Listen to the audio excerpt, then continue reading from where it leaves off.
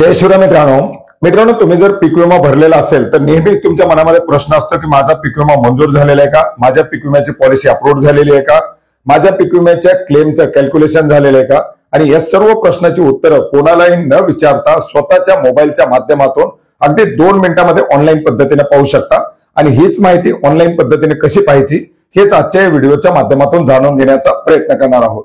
मित्रांनो, याच्यासाठी तुम्हाला तुमच्या मोबाईलमध्ये तुमच्या फोनमध्ये PMAPY चा एक नंबर सेव्ह करायचा आहे। PMAPY नावानं तुम्हाला एक कॉन्टॅक्ट सेव्ह करायचं आहे 7065514447 अर्थात 7065514447 हा नंबर PMAPY च्या नावानं मोबाईलमध्ये सेव्ह करायचा आहे। हा मोबाईल नंबर सेव्ह केल्यानंतर WhatsApp वरती येऊन या PMAPY च्या या नंबरवरती आपल्याला हाय करून एक मेसेज पाठवायचा आहे।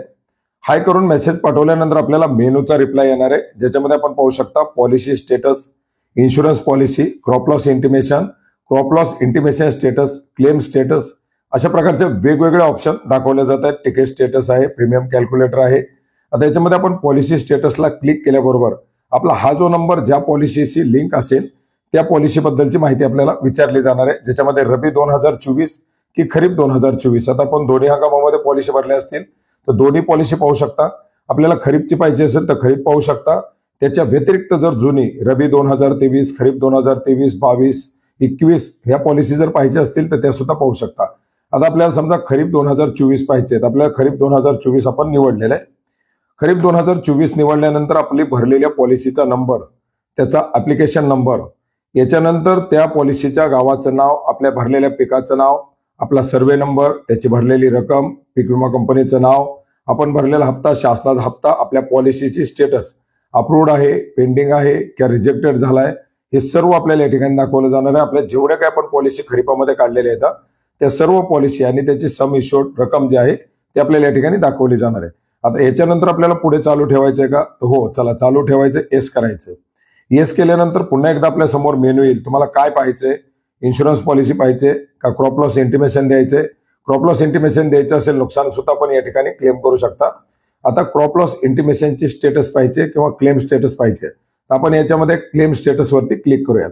आता क्लेम स्टेटस वरती क्लिक केल्यानंतर आपण जर क्लेम केलेला असेल तो रबीचा 2024 आहे, खरीप 2024 आहे का रबी 2023, खरीप 2023 आहे, जो काय पाहिजे असेल तर आपण पाहू शकता। आता समजा आपण खरीप 2023 पाहूयात। खरीप 2023 वरती क्लिक केल्याबरोबर आपली जर खरीप 2023 ची पॉलिसी असेल तर त्या पॉलिसी बद्दल दाखवलं जाईल, कॅल्क्युलेशनची स्थिती दाखवली जाईल। याच्यामध्ये काही अमाऊंट अप्रूव्ह झालेली आहे का, हो आपण पाहू शकता आता अमाऊंट अप्रूव्ह झालेली आहे। अमाऊंट वाटप झालेली आहे का, हो अमाऊंट वाटप झालेली आहे। ती माहिती सगळी आपल्याला या ठिकाणी दाखवली जाईल। क्लेम केला होता का नव्हता तर त्या सर्वांबद्दलचं या ठिकाणी दाखवलेलं आहे। पीक विमा आलेला आहे तो कुठल्या बेसवरती आलाय, तर यील्ड बेसवरती आलाय। अशा प्रकारची ती सर्व माहिती दाखवली जाणार आहे। याच्या व्यतिरिक्त तुम्हाला याच्यात काही माहिती पाहिजे का, तर हो येस पाहिजे। चला तर याच्यानंतर आपल्याला काय पाहिजे, समजा खरीप 2024 च्या कॅल्क्युलेशनची स्टेटस पाहिजे तर त्याच्यासाठी पुन्हा काय करायचं, आपल्याला क्लेम स्टेटस वरती क्लिक करायचंय। क्लेम स्टेटस वरती क्लिक केल्यानंतर आपल्याला पॉलिसी निवडायची खरीप 2024। खरीप 2024 निवडल्यानंतर आपल्या खरीप 2024 च्या ज्या पॉलिसी आहेत त्याचं क्लेम कॅल्क्युलेशन झालेलं का दाखवलं जाईल। आता याच्यामध्ये क्लेम कॅल्क्युलेशन झालेलं नाही, कॅल्क्युलेशन अवेटेड दाखवतंय। जर तुमचं कॅल्क्युलेशन झालेलं असेल, मंजूर झालेलं असेल तर तुम्हाला तो विमा या ठिकाणी दाखवला जाणार आहे।